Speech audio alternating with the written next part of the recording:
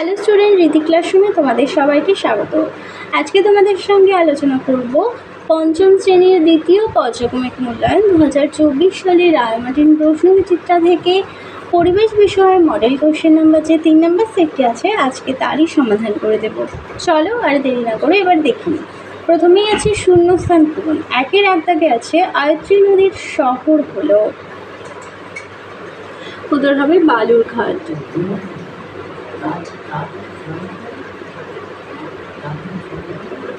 পরের প্রশ্ন দেখো, বোটানিক্যাল গার্ডেন আছে, উত্তর হবে হাওড়া জেলায়।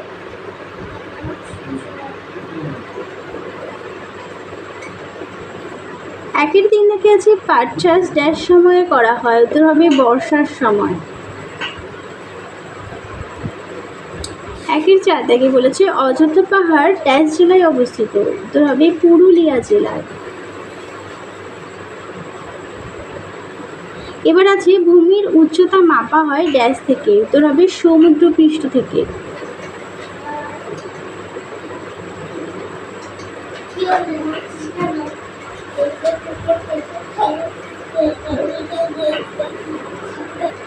এবার চলে যাই দুই দাগে, সঠিক উত্তরটির মাথায় টিকচিহ্ন।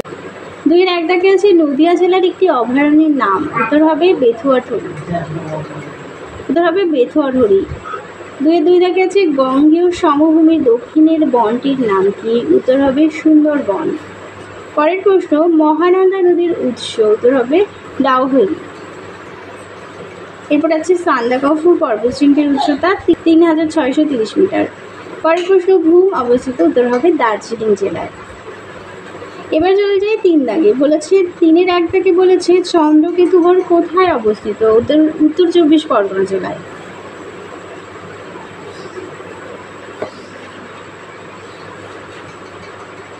পরের প্রশ্ন, হিমালয় পর্বত পশ্চিমবঙ্গের কোন দিকে অবস্থিত, উত্তর দিকে। এবার দেখো দুটি শকুন সংরক্ষণ কেন্দ্রের নাম, পশ্চিমবঙ্গে বক্সার বাগবন,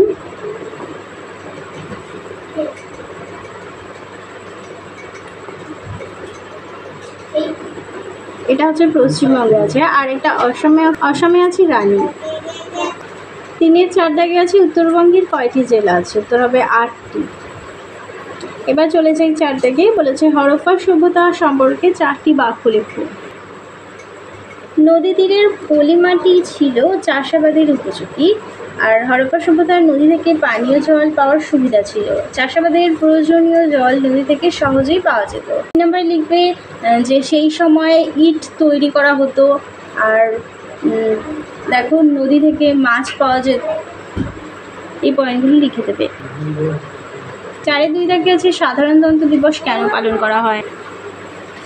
প্রতি বছর 26শে জানুয়ারি তারিখটিতে আমরা সাধারণতন্ত্র দিবস পালন করি। সাধারণতন্ত্র মানে হলো সাধারণ মানুষ দেশ চালাবে, রাজার ছেলে রাজা হবে এমনটি চলবে না। আজ যে সাধারণ লোকই পরে ভোটে জিতে সরকারের প্রধান হতে পারে। স্বাধীন দেশটি কেমন করে চালাবে তার জন্য ভারতের সংবিধান রচিত হয়। Doctor B.R.. আম্বেদকরের নেতৃত্বে সংবিধান রচিত হয়েছিল।